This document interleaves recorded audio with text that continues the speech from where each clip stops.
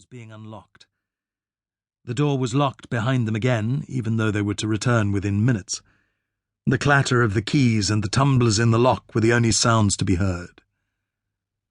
The 7 condemned men waited.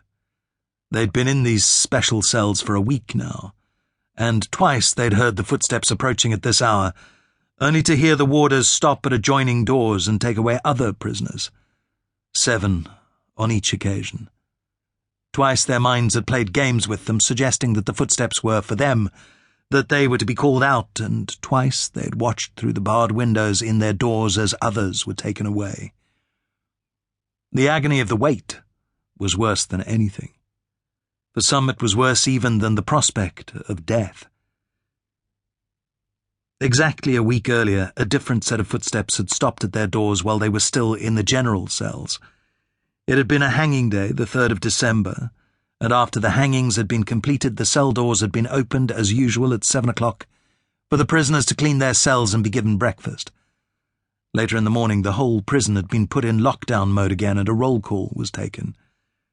The prisoners knew what that meant.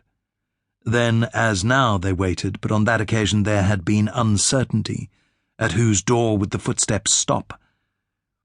They had stopped at the doors of the men now waiting for their appointment with the executioner.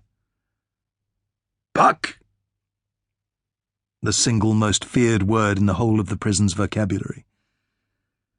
The prisoners who were told to pack their belongings would not return to the general cells of maximum security prison. They would be taken away to await execution, or to leave maximum for total freedom, or to be taken to another prison to serve an alternative sentence.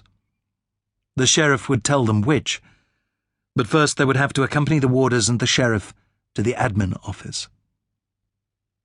For the 7 men now waiting, the news had been that the state president had decided not to grant them mercy, and that they would be hanged in a week's time. When the prisoners elsewhere in the grey complex were not hurried from their cells immediately after the bell, their suspicion that today was a hanging day was confirmed, and they immediately started singing. At first there was only the lone voice of a tenor in A3 section, then baritones and basses from other parts joined in. "Kumbaya, my lord, kumbaya. Kumbaya, my lord, kumbaya.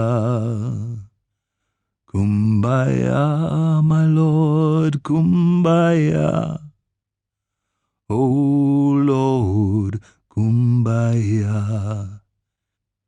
The chorus engaged the next verse, and the next in the same melancholic and plaintive tones, verse after verse, reverently, yet insistently. In the past week, so many men had been called out for their appointment with the hangman that the singing had been almost continuous. For more than 10 days now the prisoners had been singing, and the warders had been too exhausted to stop them. "Someone's praying, Lord, kumbaya. Someone's praying, Lord, kumbaya. Someone's praying, Lord, kumbaya. Oh, Lord, kumbaya." In A1, the escorts quickly took up their positions, a man at each door, and the warrant officer produced a large key on a lanyard. He glanced sideways to make sure that all his men were ready. Then he brusquely opened the cell doors one after the other. As he opened each door, an escort stepped into the 8-by-6-foot cell and faced its sole inhabitant. The waiting was over. "Trek jou dagklere aan, geen onderbroek of kouse en skoene nie." Each warder spoke with the authority of the warrant officer behind him. The language of the prison was Afrikaans. One of the prisoners was slow to rise from his bed. "Maak soos ek sê en maak gou!" The prisoners complied mechanically, conditioned to do exactly as they were told. Their minds were numb with fear as they undressed sluggishly. Out of habit, they neatly folded their blue and white striped pyjamas and placed their fear-filled rags at the head of their bunks. They stepped gingerly into the green